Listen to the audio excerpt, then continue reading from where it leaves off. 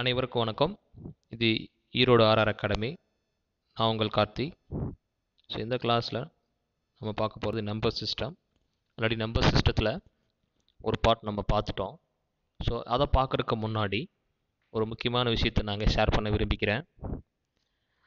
So ஏற்கனவே நீங்கள் கேள்விப்பட்டிருப்பீங்கன்னு நினைக்கிறேன். இல்லைன்னா இந்த விஷயத்தை கேளுங்க. இப்போது டிஆர்பியில் குரூப் 2 ரிசல்ட் விட்டிருக்காங்க. அதை தொடர்ச்சியாக டிஆர்பியில் இருக்கக்கூடிய கால்ஃபர் பண்ணக்கூடிய போஸ்டிங்கும் ஆல்ரெடி கால்ஃபர் பண்ணி எக்ஸாம் கண்டக்ட் பண்ண வேண்டிய எக்ஸாமையும் முடிக்க சொல்லி ஆர்டர் போட்டிருக்காங்க. அதாவது இந்த இயர் எண்டுக்குள்ளே அதை எல்லாத்தையும் முடிக்க சொல்லி, அதே மாதிரி டிஸ்கஷன்ஸ் போயிட்டு தான் இருக்குது.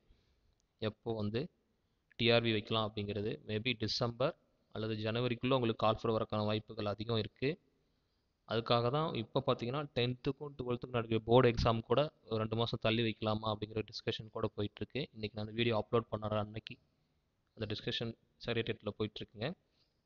அதனால் நான் என்ன சொல்ல வரேன்னா, உங்களுடைய அரசு பள்ளி ஆசிரியர் கனவு நிறைவேறணும் அப்படின்னா இப்போ நீங்கள் உங்கள் ப்ரிப்பரேஷனை ஸ்டார்ட் பண்ணிக்கிங்க. அதே மாதிரி யாரெல்லாம் பாலிடெக்னிக் அப்ளை பண்ணிவிட்டு எக்ஸாம் எழுத வெயிட் பண்ணிகிட்டு இருக்கீங்களோ அவங்களும் டிலே பண்ணாமல் ப்ரிப்பேர் பண்ண ஆரம்பிச்சிருங்க. எப்போ வேணால் நோட்டிஃபிகேஷன் வரலாம். அதனால் நோட்டிஃபிகேஷன் வளர்ந்ததுக்கப்புறம் படிக்கலாம் அப்படிங்கிற அந்த மைண்ட் செட்டை மாற்றிடுங்க. இப்போ இருந்து ப்ரிப்பேர் பண்ணுங்கள். நோட்டிஃபிகேஷன் எப்போ வேணால் வரலாம். Get ready. ஸோ இந்த வீடியோ உங்களுக்கு பிடிச்சிருந்தா லைக் பண்ணுங்கள், ஷேர் பண்ணுங்கள், சப்ஸ்கிரைப் பண்ணுங்கள். மறக்காமல் பெல் பட்டன் ப்ரெஸ் பண்ணுங்கள். ஸ்கிப் பண்ணாமல் கடைசி வரைக்கும் இந்த வீடியோவை பாருங்கள். நம்ம ஏற்கனவே பார்த்தது நம்பர் சிஸ்டம் நான் சொல்லியிருக்கேன். 4 நம்பர் சிஸ்டம்ஸ் இருக்குது. Decimal, binary, hexadecimal, octal. இந்த போன கிளாஸில் பார்த்தீங்கன்னா இந்த 4 நம்பர் சிஸ்டத்தை பற்றி பார்த்தோம். இப்போது ஒரு கன்வர்ஷன் மெத்தட் பார்க்க போகிறோம். இந்த டெசிமல்லேருந்து பைனரி எப்படி கன்வெர்ட் பண்ணுறது, டெசிமல்லேருந்து ஹெக்ஸாடெசிமல் எப்படி கன்வெர்ட் பண்ணுறது, டெசிமல்லேருந்து ஆக்டல் எப்படி கன்வெர்ட் பண்ணுறது அப்படிங்கிறத இந்த கிளாஸில் நம்ம பார்க்க போகிறோம். வாங்க கிளாஸ்க்குள்ளே போகலாம்.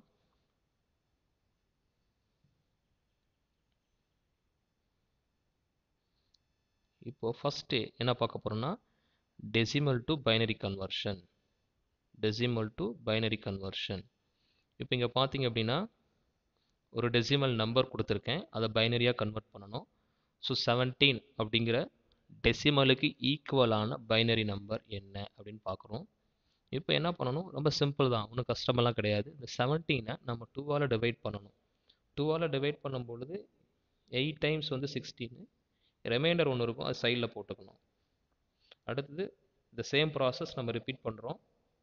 8-ஐ 2ஆல் டிவைட் பண்ணும்போது 4, ரிமைண்டர் 0. 4-ஐ 2ஆல் டிவைட் பண்ணும்பொழுது 2, ரிமைண்டர் 0. 2-ஐ 2ஆல் டிவைட் பண்ணும்போது 1, ரிமைண்டர் 0.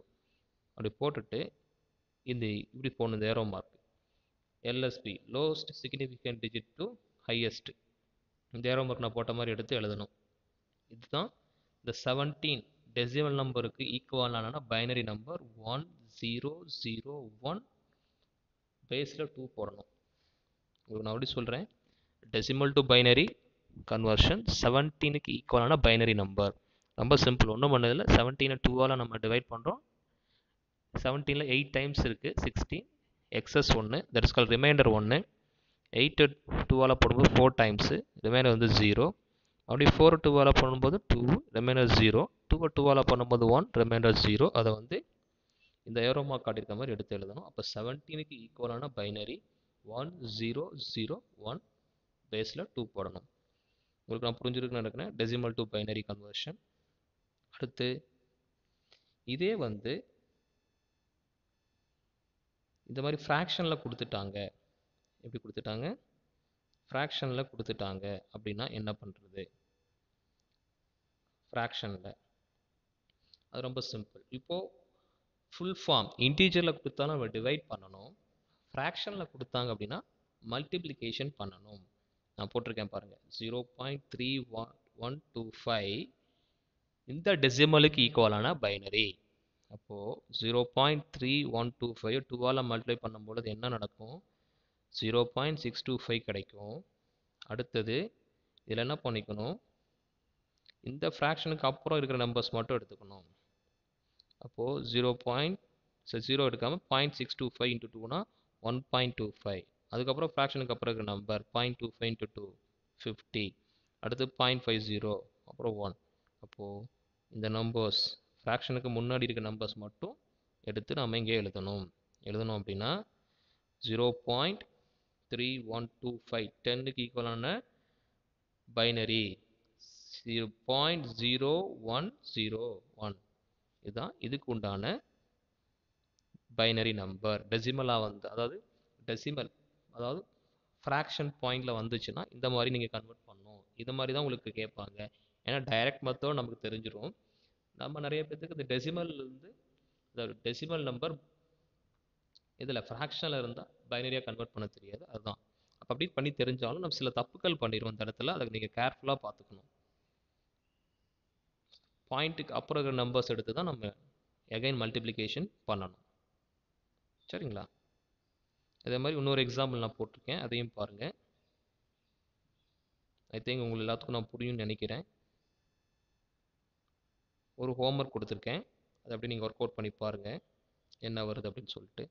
இப்போ ரெண்டுமே வருது அப்படின்னா என்ன பண்ணணும்? 78.6430 இப்படியும் கொடுக்கலாம் காம்பினேஷன்ஸ். இது உங்களுக்கு புரிஞ்சிருக்கும், இது உங்களுக்கு போட்டுருவீங்க. இப்போ ரெண்டையும் கம்பைன் பண்ணி கேட்குறாங்க அப்படின்னா ஒன்றும் பிரச்சனை இல்லை. ஃபஸ்ட்டு வந்து 78 வந்து 2ஆல் டிவைட் பண்ணுற ப்ராசஸில் போடணும். ஃப்ராக்ஷனுக்கு அப்புறம் இருக்கிறத வந்து மல்டிப்ளிகேஷன் பண்ணி போடணும். ரெண்டையும் ஃபைனலாக எடுத்து அப்படி அட்டாச் பண்ணிக்க வேண்டியதான். சொல்ல புரியுதுங்களா? ஓகே. அடுத்து decimal to hexadecimal. Decimal to ஹெக்ஸாடெசிமல்னா அப்போது டெசிமல் டு பைனரினா 2ஆல் மல்டிப்ளை பண்ணாங்களா? இப்போ என்ன பண்ணணும்? 16ஆல் மல்டிப்ளை பண்ணணும். அதே தான் 2545ல் 150 டைம்ஸ் இருக்குது. ரிமைண்டர் வந்து 1 இருக்குது. 159ல் வந்து 9 டைம்ஸ் இருக்குது. ரிமைண்டர் வந்து 15. அப்போது இதை அப்படியே எடுத்து எழுத வேண்டியதான். இப்படி எழுதுவீங்க 1F9. இது அப்படியே எடுத்து எழுதணும். எழுதிட்டிங்களா? மேலேருந்து கீழே எழுதணும். அப்போது 1F9 1க்குனா 1, F நமக்கு தெரியும் ஹெக்ஸாடெசிமல்னா 10 வந்தால் A போடணும், 11 வந்தால் B போடணும், 12 வந்தால் C, 13 வந்தால் D, 14 வந்தால் E, 15 வந்தால் F. அப்போ 15க்கு மேலே என்ன போடணும்? F போடணும். 9க்கு 9 தான். அப்போது 254510 டெசிமலுக்கு ஈக்குவலான ஹெக்ஸாடெசிமல் வந்து 159. இதை ஃப்ராக்ஷனில் வந்து என்ன பண்ணுறது? அதே ப்ராசஸ் தான் அங்கே நான் சொல்லியிருக்கேன் பார்த்தீங்களா?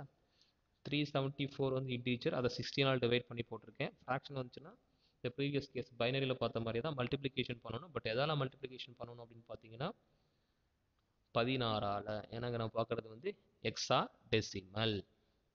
அப்போ அதே தான் அங்கே மல்டிப்ளிகேஷன் பண்ணி போட்டுட்டு இந்த முன்னாடி இருக்க நம்பர் ஃப்ராக்ஷனுக்கு முன்னாடி இருக்கிற நம்பர்ஸ் மட்டும் நம்ம எடுத்துக்கணும்.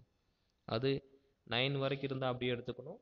10னா ஏன்னு எடுத்துக்கணும், 11னா B, 12னா C, 13னா D, 14னா E, 15னா F.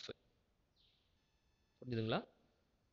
அடுத்து decimal to octal conversion. Decimal to binary பார்த்தோம், டெசிமல் டு ஹெக்ஸாடெசிமல் பார்த்தோம். இப்போ டெசிமல் டு ஆக்டல். இப்போ 33 இதுக்கு ஈக்குவலான ஆக்டல் நம்பர். அப்போ இது 8ஆல் டிவைட் பண்ண வேண்டியதான். சிம்பிள். 8ஆல் டிவைட் பண்ணோம்னா நமக்கு கிடைக்கூடியதான் இது. ஃப்ராக்ஷன் வந்தால் 8ஆல் மல்டிப்ளிகேஷன் பண்ணணும். ரெண்டுமே கம்பைன் பண்ணி கொடுத்தாங்கன்னா இதை ஃபஸ்ட்டு செட்டு ஃபுல் போகும்போது என்ன பண்ணுவோம்? டிவைட் பண்ணிக்கணும். ஃப்ராக்ஷன் வந்துச்சுன்னா மல்டிப்ளிகேஷன் பண்ணிக்கணும். சரிங்களா? ஓகே டீச்சர்ஸ், இந்த கிளாஸ் உங்களுக்கு புரிஞ்சிருக்குன்னு நினைக்கிறேன். நான் மறுபடியும் உங்களுக்கு ரிமைண்டர் பண்ணுறேன். This is right way to start your preparation. Don't delay and don't waiting for notification. Notification will be published as soon as possible. So kindly start your preparation. We can join. You all are join in the RR Academy and achieve your goal. வாங்க, நமக்கு online class போயிட்டுருக்கு, test batch போயிட்டுருக்கு. Notes என்ன வேணுமோ நீங்கள் கால் பண்ணி உங்கள் டவுட்ஸை clarification பண்ணிக்கலாம். நீங்களும் ஒரு அரசு பள்ளி ஆசிரியராக மாறுறதுக்கு என்னுடைய வாழ்த்துக்கள்.